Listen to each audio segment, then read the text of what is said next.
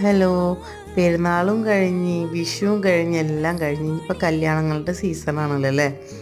അപ്പോൾ നമ്മൾ ഈ നഖത്തിൻമേടുന്ന മൈലാഞ്ചി ഉണ്ടല്ലോ, അതുണ്ടാക്കുന്നത് എങ്ങനെയെന്ന് നോക്കട്ടെ. അപ്പോൾ അതിനായിട്ട് നമുക്ക് ജീരകം, ചായപ്പൊടി, പഞ്ചസാര ഞാൻ കുറച്ച് കൂടുതൽ എടുത്തിട്ടുണ്ട് കേട്ടോ. എന്നിട്ട് നമുക്കൊരു പാട്ട ഇതുപോലത്തെ ടിന്നിട്ടും നെയ്യ്, പാൽപ്പൊടി അങ്ങനെ ഇതിൻ്റെയൊക്കെ ടിന്നിട്ടുമല്ലോ, പെയിനിൻ്റെ ടിന്ന്, അങ്ങനത്തെ ടിന്നാണ് ഇത് കേട്ടോ. അതിപ്പോൾ നെയ്യിൻ്റെ ടിന്നാണ്. അതിലേക്ക് ഞാൻ ഈ മിക്സ് ചെയ്ത് വെച്ചത് ഇട്ടിട്ട് ഒരു 4-5 ടീസ്പൂൺ ഇട്ടിട്ടുണ്ട്. എന്നിട്ട് ടേബിൾ സ്പൂണാണ് കേട്ടോ, ടീസ്പൂണല്ല. എന്നിട്ട് അതിലേക്ക് ഗ്ലാസ് ഇറക്കി വെച്ചിട്ട് പിന്നെ മേലെ നമുക്ക് ഒരു പാത്രത്തിൽ കുറച്ച് വെള്ളം ഒഴിച്ചിട്ട് വെക്കാം കേട്ടോ. എന്നിട്ട് ചെറിയ ഇതിൽ വെച്ചാൽ മതി. ഒരു 5 മിനിറ്റ് കഴിയുമ്പോഴത്തേന് തന്നെ ആവി വന്ന് തുടങ്ങും.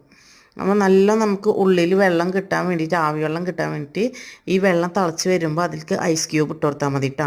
അപ്പോൾ നല്ല വെള്ളം കിട്ടും, നല്ല ചോക്കും കേട്ടോ, നല്ല കളറൊക്കെ കിട്ടുന്നതാണ്.